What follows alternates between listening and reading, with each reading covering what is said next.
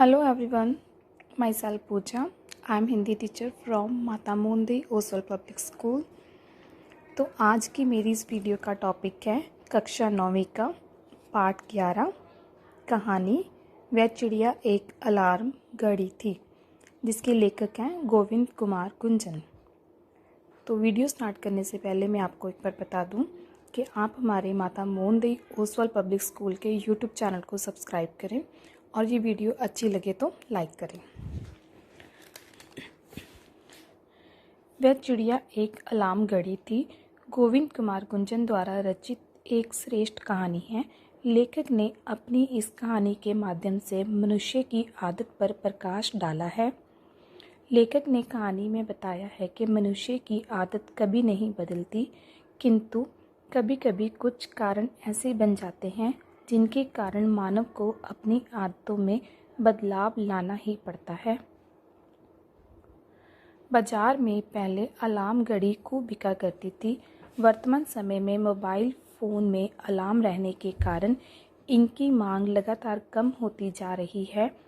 पुराने समय में अलार्म घड़ी का अपना विशेष महत्व हुआ करता था। बच्चों की परीक्षा के समय अलार्म घड़ी उन्हें सुबह सवेरे उठाने का काम करती थी।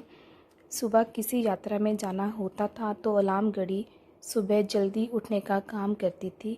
जिस प्रकार आज सभी के पास मोबाइल फ़ोन है, उसी प्रकार पहले सभी के पास अलार्म घड़ी हुआ करती थी। घड़ी उपहार में देने की वस्तु हुआ करती थी। परीक्षा में पास होने पर घड़ी दी जाती थी। कॉलेज में प्रवेश लेने पर और ससुराल पक्ष वालों की तरफ से घड़ी अवश्य दी जाती थी।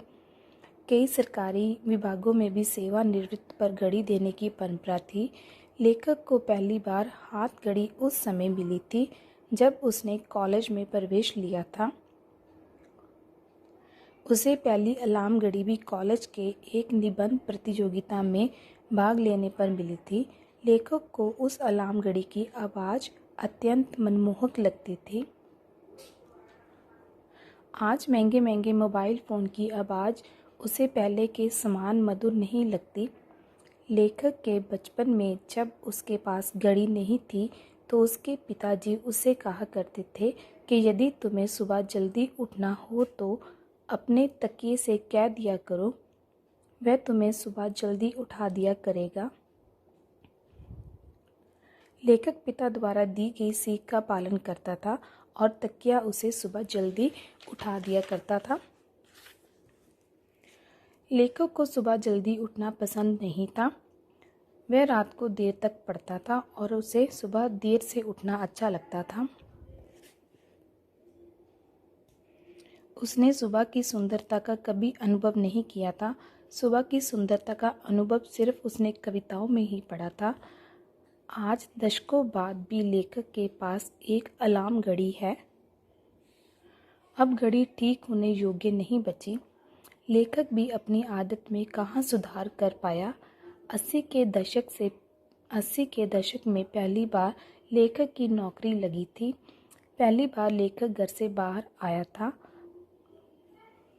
उसमें एक कमरा किराए पर ले लिया।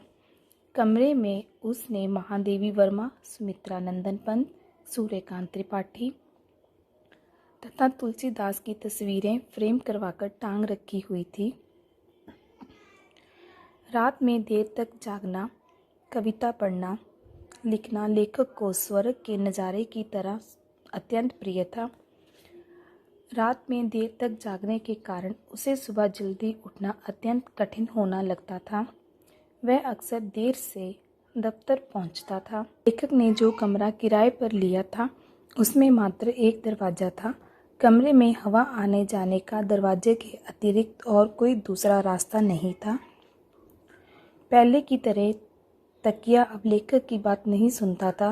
लेखक अपनी किताबों की दुनिया में खोया इतना बेखबर था कि एक चिड़िया ने कब उसके कमरे में टंगी सुमित्रा नंदन पंत की तस्वीर के पीछे अपना घोंसला बना लिया कि उसे पता ही नहीं चला।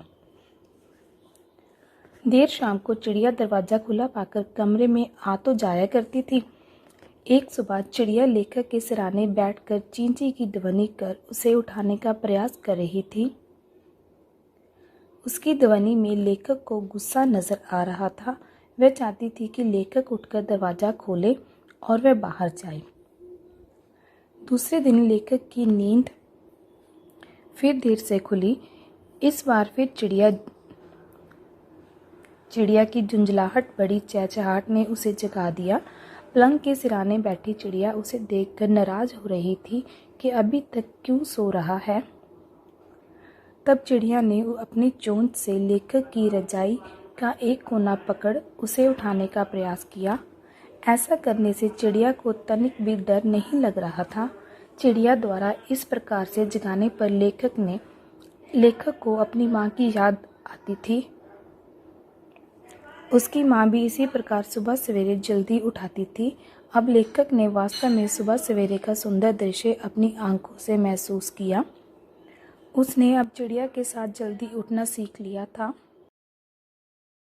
आज भी लेखक उस वात्सल्यमयी चिड़िया के उस उपहार को बहुत कृतज्ञता से महसूस करता, जिसने उसे सुबह की मनोरम तथा मनमोहक छवि के दर्शन करवाए और उपहार में ओस के नए मोती तथा नए खिलने वाले फूल दिखाए। Okay students, thank you. अगर आपको ये वीडियो अच्छी लगी हो तो लाइक करें।